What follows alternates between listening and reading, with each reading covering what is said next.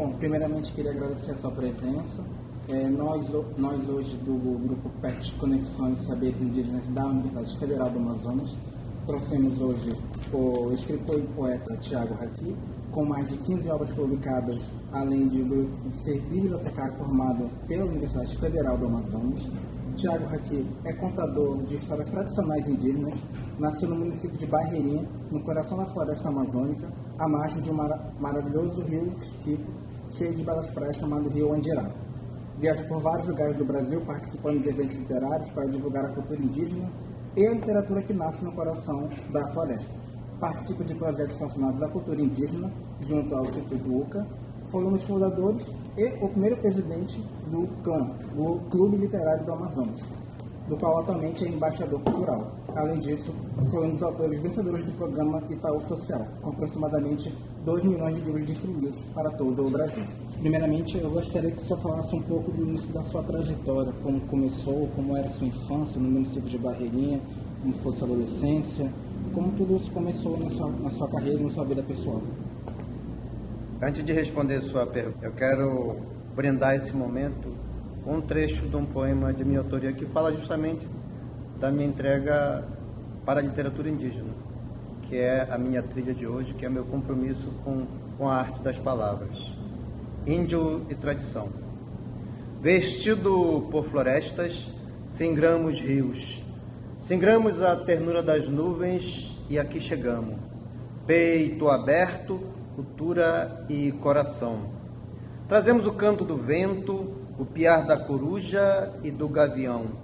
A lembrança de 10.000 anos, de 10.000 flechas e todos os versos de nossas tradições. Somos guerreiros. Guerreiros sem flechas, sem tacape. Lutamos com palavras, defendendo a cultura de nossos povos, preservando a identidade ser indígena ameaçada de extinção. Nascemos para o conto, para a beleza das histórias, para a poesia e sua emoção. O tempo não é mais de lamento. O tempo é do ritual das palavras, em versos, em sonhos que nos dissecam a alma e revelam aquilo que somos. Indígena e tradição, indígena e coração.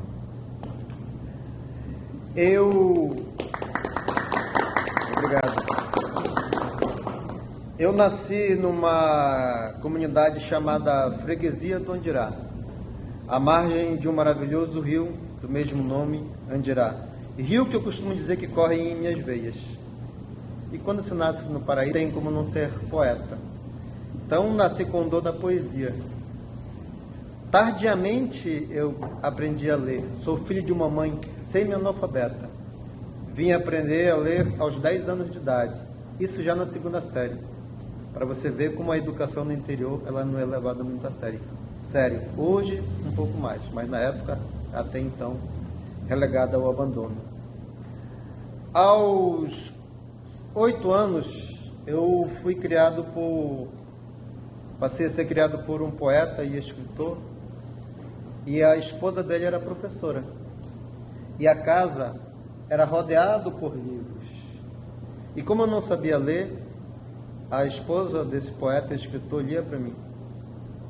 E na minha comunidade, em noite de lua cheia ou de céu estrelado, ao redor das fogueiras acesas, minha avó, meu avô, contava histórias para eu ouvir. Então, quando passei a morar com esse senhor e com essa senhora, as histórias continuavam a chegar até mim pelos ouvidos, porque eu não sabia ler. Ela lia os livros para mim. E quando eu aprendi a ler, então eu comecei realmente a navegar plenamente nos livros que tinham naquela casa, com 4 bibliotecas. Era um mundo de livros. Para mim, cuja comunidade tinha uma escola caindo aos pedaços, que não tinha uma biblioteca, aquilo tudo para mim foi uma descoberta. Mas principalmente foi motivo para instigar a minha veia literária. Então, já na escola, eu comecei a traçar os primeiros versos, primeiros poemas, e colocava no mural da escola. Pós a isso, quando eu mudei a Manaus, no ano de 2002, eu participei de um concurso literário chamado Valores da Terra, cujo objetivo era justamente incentivar novos escritores e lançar obras de escritores já consagrados. Eu fui um dos ganhadores, escritor iniciante. E todo aquele glamour da publicação do livro, você colocar no papel todo o seu sentimento, tudo que te inspira, as belezas que você escutava quando criança, as brisas do rio Andirá, o canto dos pássaros, de repente você tem a oportunidade de transformar em poesia, em história, tudo para mim era uma realização. Só que eu escrevia com um olhar caboclo. Em 2006, eu tive um encontro com o Daniel Munduruku. O Daniel Munduruku, então, escrevendo sobre o seu povo, sobre sua cultura, sobre sua tradição. Eu, um Maué, escondendo praticamente de onde eu vim, de onde eu era. Claro, você tem que levar em consideração todo um processo de discriminação que a sociedade coloca sobre a gente. Então, para a gente se adaptar a um ambiente onde a gente está, a gente procura ser igual ao outro, escondendo quem você é. E, logicamente, a gente sabe que quem nega a sua história está negando a si mesmo. Não é? E hoje, depois do encontro com o Daniel, que ele me levou para um evento literário no Rio, Tiago, aqui está as editoras. Escreva sobre o seu povo, escreva sobre o teu lugar, de onde você vem, sobre sua cultura, sobre sua tradição. Porque se você não escrever, se você não fizer isso, o apagamento cultural vai continuar acontecendo. Então hoje, indígenas de vários lugares do Brasil estão escrevendo sobre sua cultura, sobre sua tradição, sobre seu povo. Por mais que não vivam mais dentro do ambiente tradicional, dentro do universo de aldeia, mas carregam dentro de si todo um legado cultural. Então, todas essas vivências que tive, de onde vim e do que eu estudei, para ter também a formação intelectual, transbordou no escritor que hoje sou, que leva nas minhas histórias, nos meus poemas, a cultura e a tradição e as belezas do lugar de onde eu nasci. O senhor citou o escritor Daniel Munduruku, que levou o senhor a um evento no Rio de Janeiro. Além do Daniel, tem algum outro escritor que é o seu ídolo, que se tornou seu ídolo ao conhecer nesse mundo da literatura?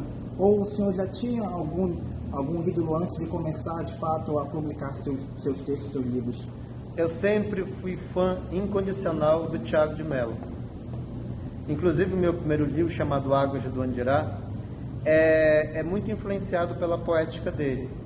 Muito porque nós nascemos no mesmo ambiente. O Tiago é de Barreirinha, eu sou de Barreirinha. Porém, ele nasceu nas margens do Paraná do Ramos, eu nasci no Rio Andirá. Paraná do Ramos, água corrente, água barrenta.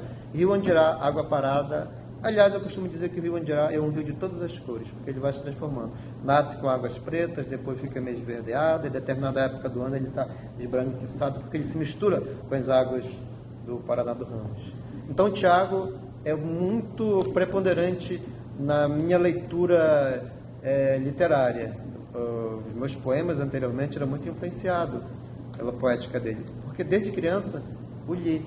E também porque o poeta e o escritor que me criou, que me educou, foi ele. Então, há uma influência muito nítida. Então, eu cresci naquele ambiente cheio de livros, o Tiago viajando o mundo, sabendo aquela figura gigantesca que ele era, não apenas como pessoa, como ser humano, mas principalmente como ser literal, né? Sua obra, que muitas vezes eu acompanhava no processo de criação, ele escrevendo. Então, eu não tenho como não ser influenciado por ele. E sou muito grato pela convivência que tive com ele, foi fundamental para eu conhecer novos escritores, novos livros, porque como a casa era rodeada por livros, tinha bibliotecas, eu tinha acesso a livros devido a ele. Então, após ele, eu não posso negar também que o Aníbal Bessa foi um escritor, poeta, que também me influenciou muito. O Luiz Bacelar, o Elson Farias, recentemente o Milton Ratum, o Márcio Souza, que amo de paixão, enfim, Mas nacional eu tenho outros também que leio bastante, como Drummond também, né? E na nossa América, eu não posso deixar de citar aqui o Gabriel Garcia Marques, que depois que eu li 100 Anos de Solidão, a minha literatura também deu um viés, da mesma forma que o Kafka com Metamorfose deu um viés na literatura também do Gabriel Garcia Marques. Grande prazer eu estar podendo estar aqui e agora ainda mais poder dialogar com a vossa arte. E quando eu li seu briefing que foi mandado para a gente, seu resumo, eu gostaria de saber o seguinte: eu vi o seu nome e vi o rio, Barreirinha, né? Sei de lá. E aí a primeira coisa que me perguntou se o teu nome tinha influência, você acabou de falar, se tinha influência com outro ilustre artista de Barreirinha, o Amadeus Thiago de Mello, né? Essa é a primeira pergunta, se o teu nome tem essa influência por essa pessoa. E a segunda eu estou no programa, eu tenho atuo em algumas áreas, desde jovem também, devo ser mais velho que você, e tem algumas coisas mas no programa eu estou destacando algumas questões que, no caso, o meu tema está ligado às práticas socioculturais alimentares. Eu tenho formação nessa área também, área de gastronomia, só que na cultura ocidental, né? E específico na área indígena, no caso, o meu tema no programa, né, com a professora. Então eu te pergunto uma coisa, é uma dúvida que eu venho perguntando incessantemente, qual é o papel da alimentação para você que vem do interior, que tem essa ancestralidade marcada, né, indígena, o que a alimentação e as crenças têm relação, né, inclusive até mesmo com a literatura. Eu gostaria de te agradecer a tua...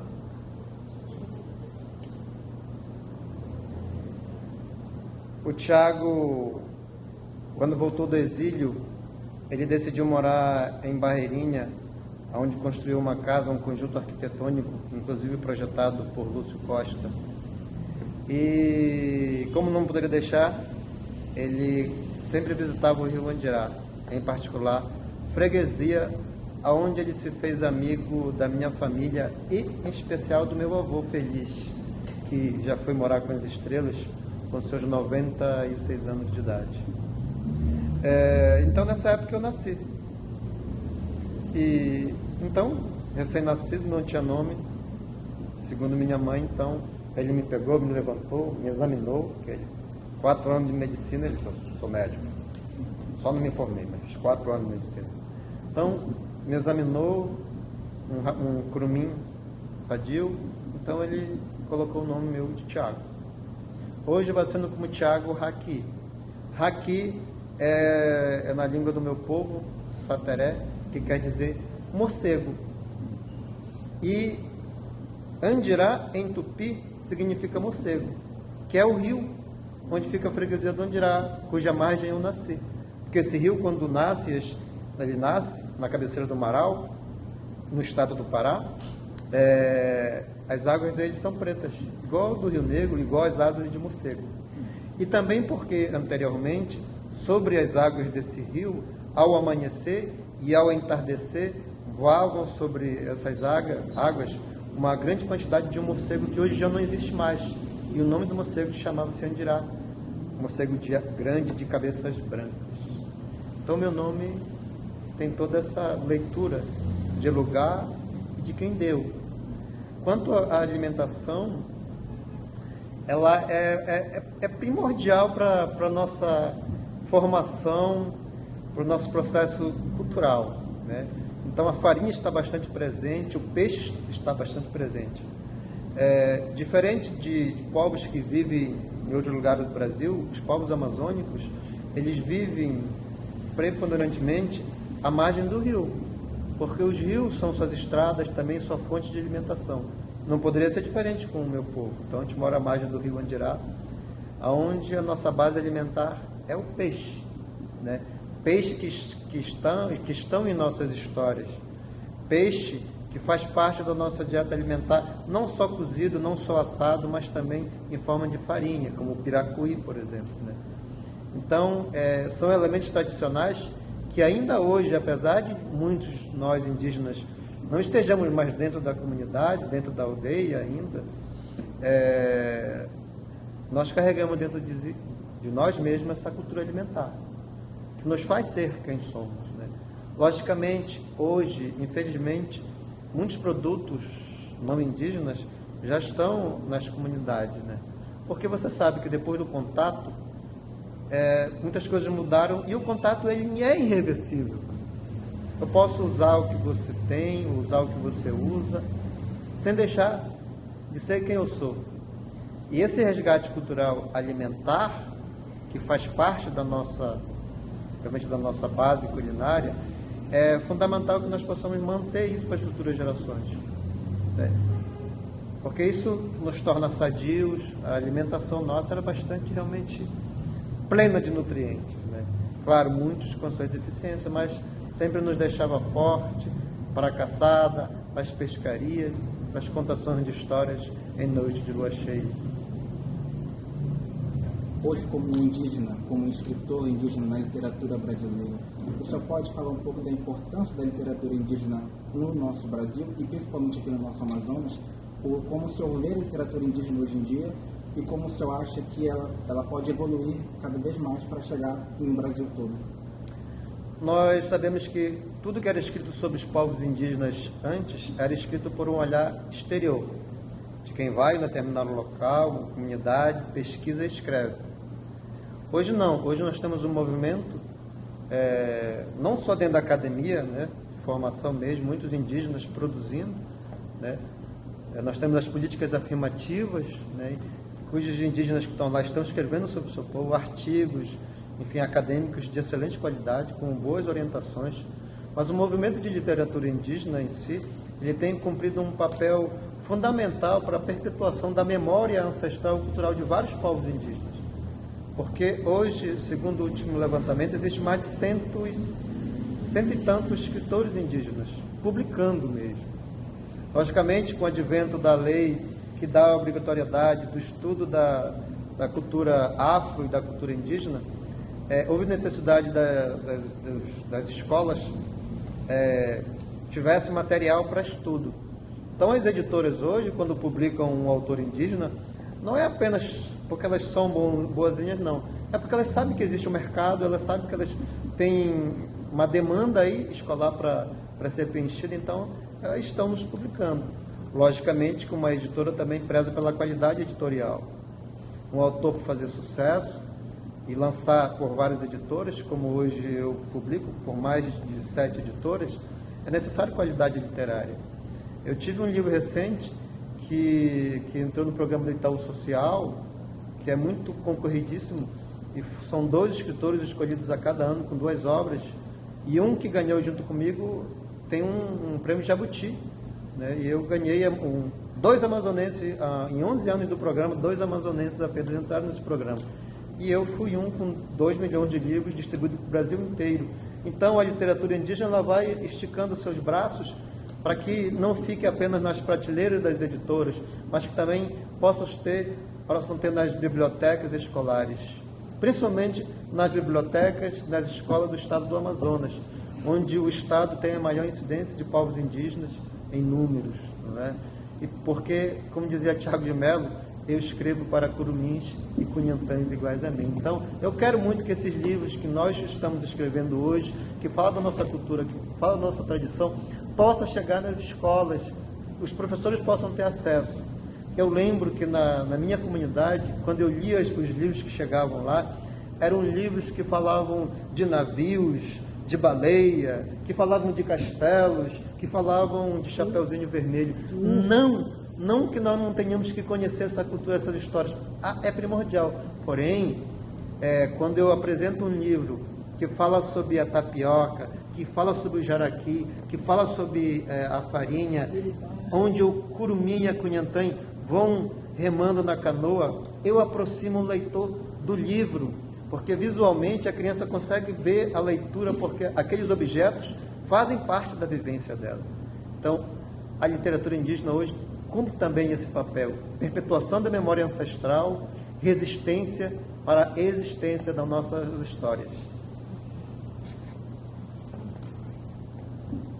Você falou da importância, falou da preservação de toda a cultura, de toda a literatura indígena, mas eu queria saber também do senhor qual é a maior dificuldade em promover essa literatura, em escrever, em publicar, e como é também a dificuldade de incentivar cada vez, não só novos leitores, mas também novos escritores, saber preservar a história, saber escrever sobre o povo, sobre a floresta.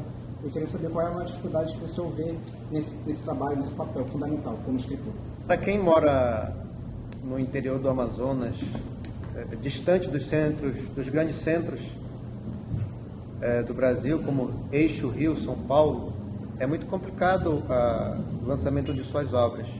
Porém, hoje a internet está disponível aí para tudo. Então, a internet é um instrumento fundamental para a divulgação do que está acontecendo no campo da literatura indígena.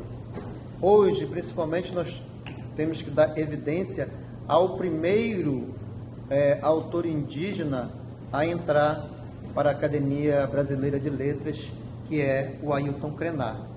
Ailton Krenak é um ativista pelos direitos dos povos indígenas, estava lutando pela preservação desses direitos na Constituição de 88, quando em pleno Congresso Nacional ele pinta o seu rosto com palavras de resistência, com palavras chamando realmente a atenção dos congressistas pela preservação do território, pela preservação da cultura, da tradição dentro da nossa Constituição. Então, a chegada também do Ailton na Academia Brasileira de Letras é um marco no campo da literatura indígena, que muitos movimentos estão em efervescência por aí, com a presença dos indígenas na literatura, mas também no cinema, também na moda, na culinária, enfim. Os caminhos que a gente tem a oportunidade de nos mostrarmos, nós estamos levantando o nosso maracá e balançando, dizendo: nós estamos aqui, nós podemos, nós conseguimos fazer arte, fazer cultura, cinema, dança, tradição. Bom, como um aluno da Universidade Federal do Amazonas, eu preciso perguntar isso também para o senhor, que foi aluno da Universidade Federal do Amazonas. O senhor sentiu alguma dificuldade sendo um indígena na Universidade Federal do Amazonas? O senhor vê hoje que cada vez mais temos indígenas na Universidade Federal do Amazonas e na outras universidades do nosso Amazonas. Qual é a importância que o senhor dá hoje para isso? Cada vez mais esse número de alunos indígenas crescendo. E na sua época, principalmente, como foi estudar na Universidade Federal do Amazonas sendo um indígena naquela época? E se hoje o senhor vê cada vez mais uma evolução na formação de novos alunos indígenas? Eu entrei na universidade em 2004, acesso 2003, 2004. Então era uma época que os programas de acesso à universidade não existiam ainda, né? Pouco.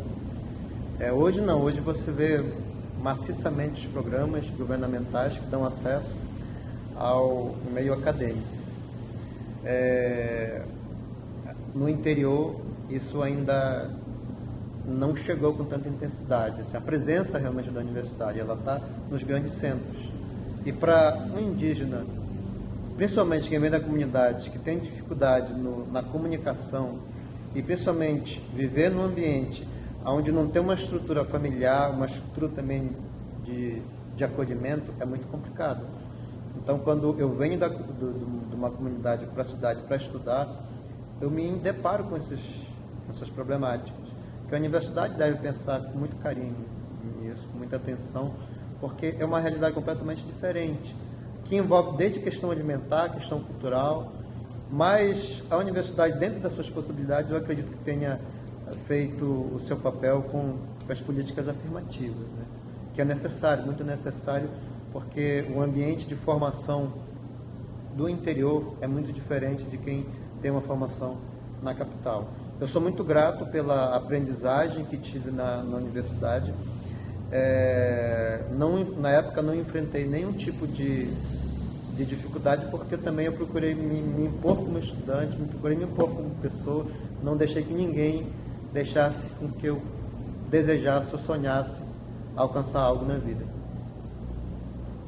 O senhor foi formado em biblioteconomia, né, pela Universidade Federal do Amazonas.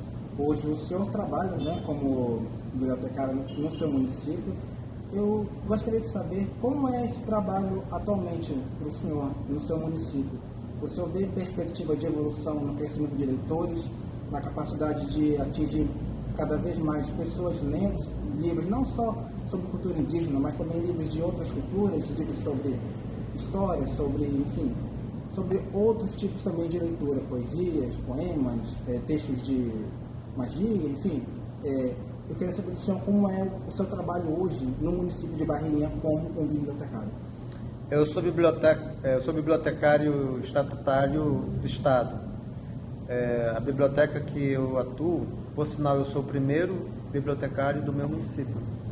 É uma biblioteca que tem 5.000 exemplares diversificados e o público-alvo é alunos do ensino médio, integral e noturno.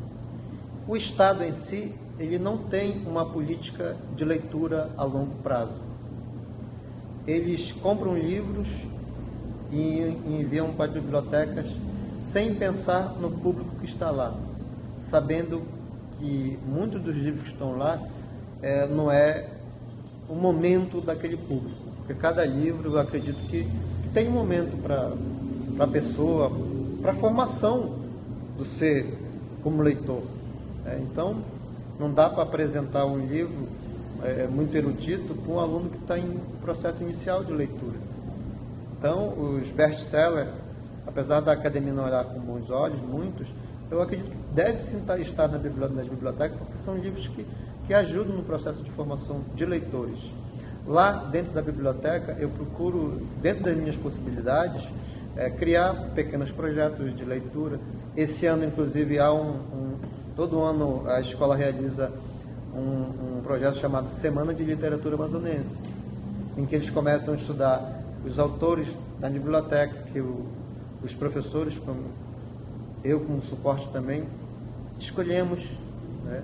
Ano passado, inclusive, o autor homenageado foi o Thiago, que o ápice é no final do ano, os alunos, num centro cultural, dramatizando, declamando, fazendo esculturas, pinturas, levando em consideração aquele autor que foi lido pelas 5 turmas durante os 6 meses que é a execução do projeto. Esse ano de 2023, o homenageado sou eu, então estarei lá também incentivando da melhor forma possível. Nós sabemos, nós vivemos num país de poucos leitores e no interior ainda esse trabalho é muito mais complicado. O uso do celular tira muita atenção das crianças. Hoje, na biblioteca, das 10 pessoas que entram lá, 7 estão com o celular na mão. Então, o uso do celular, apesar de ser um instrumento formidável, mas está sendo deletério para a formação de novos leitores. O senhor foi um dos fundadores e o primeiro presidente do CLAM, né, o Clube Literário do Amazonas, que atualmente o senhor é embaixador cultural desse clube. Como foi o início da formação desse clube e como hoje é o seu trabalho sendo embaixador cultural desse clube? Como o senhor vê perspectiva de evolução, de futuro? E se o senhor acha qual a principal importância desse clube literário hoje? Há pouco eu estava falando com o Nelson Castro, que também foi presidente do CLAM. O CLAM foi fundado em 2002, num encontro que houve entre Poliana Furtado, Laís Fernanda, Elton Souza, no lançamento do meu primeiro livro chamado Águas do Andirá. Então, a partir de lá, a gente se congregou e começou a participar de eventos literários no Altos da Valer, um evento que tinha toda a primeira quarta-feira de cada mês, chamada Quarta Literária. Então, lá nós começamos a nos movimentar, para nós realmente criarmos um movimento, chamar outros que congregassem do sonho da arte, da palavra, da poesia, para nós declamarmos nas praças, nas escolas e eventos literários. Isso cresceu tanto que nós chegamos a mais de 20 membros. Segundo Zé Maria Pinto, pós-Clube da Madrugada, o Clã é o segundo movimento literário com mais expressão no Amazonas. Hoje o clube tem 2 antologias lançadas, né? Muitos autores daquela época que começaram naquele movimento têm obras já lançadas com repercussão. Eu sou um deles, hoje eu sou embaixador cultural, que me dá a missão, de qualquer lugar do Brasil onde eu esteja, eu não fale apenas do movimento literário que foi o Clã, mas também da literatura amazonense em si, que é riquíssima, que é única, que é maravilhosa e que o Brasil precisa conhecer. Então essa missão a mim coube divulgar o Clã, o movimento literário e a nossa literatura, que é riquíssima, que é carregada das brisas do rio Amazonas, o canto dos pássaros e o perfume das estrelas desse nosso Amazonas. Primeiramente, de novo, queria agradecer a sua presença hoje. É muito importante para nós do PET estar falando com o senhor, saber mais sobre sua literatura, o seu trabalho, sobre a cultura indígena de uma maneira geral. Para finalizar, essa aqui é a última pergunta e, mais uma vez, obrigado pela sua presença hoje. Qual é o seu próximo projeto ou sonho que ainda não conseguiu realizar? Se o senhor tem a vontade de cada vez mais incentivar novos leitores, se o senhor quer participar da formação de novos escritores, eu queria saber do senhor qual é o seu próximo grande sonho que o senhor ainda pretende realizar ainda na sua vida pessoal e também na sua vida profissional. Continuo sonhando em lançar novos livros.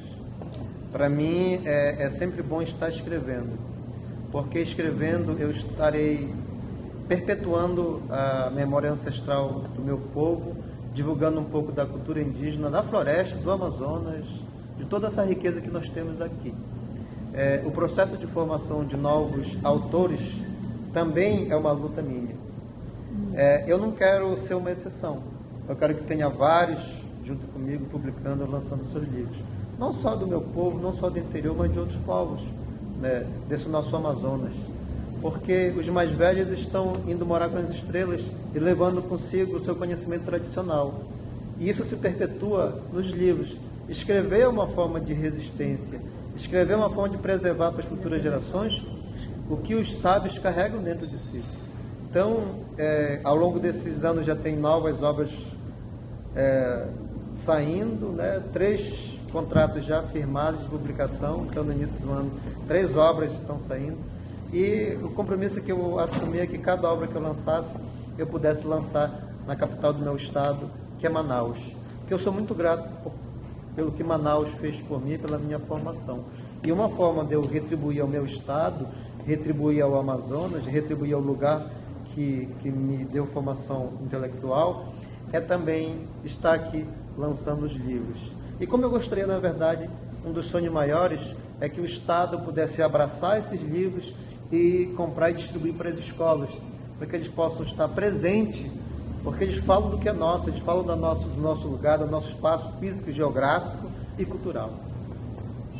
Mais uma vez, muito obrigado, adorei, foi uma entrevista maravilhosa. Eu vejo que o senhor tem algumas obras suas na mesa, eu gostaria que o senhor apresentasse as suas obras, falasse um pouco sobre elas também. Esse aqui é o primeiro livro dentro da temática de literatura indígena que eu escrevo, que chama-se Ayatopot, Histórias Indígenas para Criança. O lançamento dele, o primeiro lançamento, edição 2011, pela Paulinas.